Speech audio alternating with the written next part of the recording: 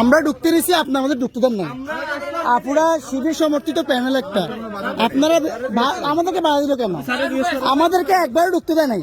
শিবির সমর্থিত বিপি এবং মেঘলা আপু, এজিএস নারী আর মোবারককে তো আমি চিনি, এনারা সবাই মাত্র বেরোলো। হ্যাঁ আমি ঢুকছি, আমার কত গর্ব সহকারে বলতেছি না, আবার আপনি ঢুকছেন। আবার কথা বলতে আসছেন, কথা কিসের? প্রশাসন কেন আমাদের কেন আটকেছেন? প্রশাসনকে বলছেন এখানে শিবির সমর্থিত বিপি নারী যে আর কয়েকজন পুরুষ ভিতরে ঢুকছে, আমরা ঢুকতে গেছি, আমাদেরকে বাধা হয়েছে। এই ধরনের পক্ষপাতিত্ব কেন? এই ধর আমি আপনার সাথে কথা বলতেছি, আমি আমার ভিডিওতে কথা বলতেছি, আমার এরকম বহুত অনুমতি আমরা দেখছি, এরকম বহুত অনুমতি আমরা দেখছি।